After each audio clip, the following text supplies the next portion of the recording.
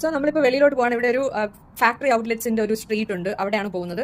ഇതാണ് എൻ്റെ ഔട്ട്ഫിറ്റ്. ഇത് ഞാൻ ലേബൽ റാസ് ലീല എന്ന് പറഞ്ഞിട്ടുള്ളൊരു ഇൻസ്റ്റാഗ്രാം സ്റ്റോറിൽ അവർക്ക് വെബ്സൈറ്റ് ഉണ്ട്, അവിടെ നിന്നാണ് വാങ്ങിച്ചത്. എനിക്ക് ഭയങ്കര ഇഷ്ടമാണ്. ഇത് ചുമന്ന കാറിലാണ് പോകുന്നത്.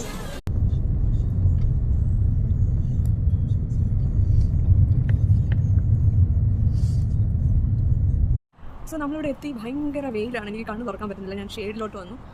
ഇവിടെ നമ്മൾ വന്നപ്പോൾ തന്നെ ഗ്യാപ്പിൻ്റെ ഔട്ട്ലെറ്റ് കണ്ടു, അതേപോലെ ഒരു ഫുഡ് കോർട്ട് കണ്ടു. പക്ഷേ അഭിനവ് പറയുന്നത് ഇതല്ല അഭിനവ് ഉദ്ദേശിച്ചത്, അത് കുറച്ചുകൂടെ വലുതായിരുന്നു, കുറേ കൂടെ ഷോപ്പ്.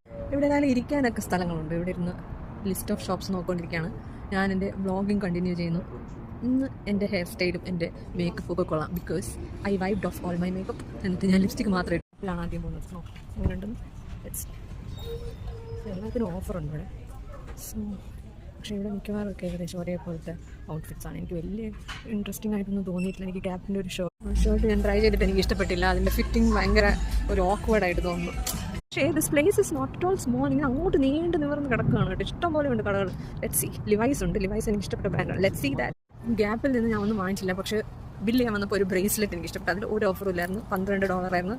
12. വീണ്ടും റാക്ക് റൂം ഷൂസിൽ വന്നിരിക്കുകയാണ്. ഇവിടെ ബർക്കിൻ സ്റ്റോക്ക് ഒക്കെ ഉണ്ട്, പക്ഷേ അതിൽ അധികം ഓഫറൊന്നുമില്ല.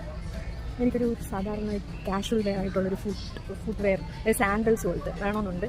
കഴിഞ്ഞ പ്രാവശ്യം ഞാൻ മാഡൻ ഗേളിൻ്റെ ബർക്കിൻ സ്റ്റോക്കിനൊന്നും ഓഫറേ ഇല്ല. അല്ലെങ്കിൽ തന്നെ എനിക്ക് ബർക്കിൻ സ്റ്റോക്കിൻ്റെ എനിക്ക് അങ്ങനെ ഭയങ്കര അട്രാക്റ്റീവ് ആയിട്ടൊന്നും തോന്നിയിട്ടില്ല. പിന്നെ ഒരു ട്രെൻഡിനനുസരിച്ച് ഇത്രയും പൈസ കൊടുത്ത് വാങ്ങിക്കണോ എന്നുള്ളതാണ് എൻ്റെ ഒരു ഡൗട്ട്. ഞാനിത് ഈ അടിച്ചിട്ട് ട്രൈ ചെയ്ത് നോക്കണം. ഞാൻ വിചാരിച്ചത് വാങ്ങിച്ചാൽ എനിക്കുള്ള ഷെയർ ചെയ്യാം.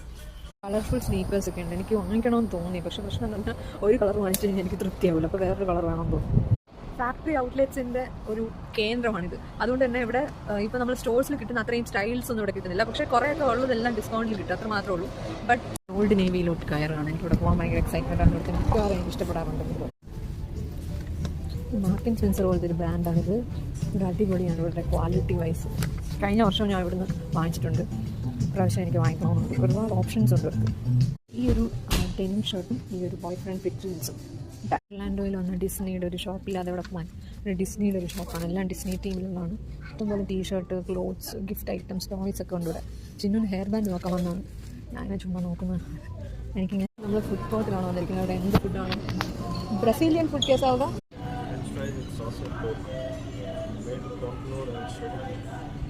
ഇതാണ് നമ്മൾ ഓർഡർ ചെയ്ത ഫുഡ്. ഇതിൻ്റെ ക്വാണ്ടിറ്റി കണ്ടിട്ട് എൻ്റെ കണ്ണു തള്ളുന്നത്. ആര് കഴിച്ചു തീർക്കും? ഇന്ന് ഞാൻ കാണിച്ച ഗോക്കോ മോളെ. ഈ സംഭവം ഞാൻ എന്തായാലും ചെന്നൈ ചെന്നിട്ടുണ്ടാക്കണം. I love this. ഇവിടെ ഷോപ്പിംഗ് സെൻ്റർ ആണെങ്കിലും മോൾ പോലെ തന്നെ ഇവിടെ റെസ്റ്റോറൻറ്റ്സും സൗകര്യങ്ങളൊക്കെ ഉണ്ട്. ഫുഡ് കോർട്ടുണ്ട്. ഇവിടെ ഒരു സ്ത്രീ ഡോഗിനെ കൊണ്ട് നടക്കുന്നുണ്ട്.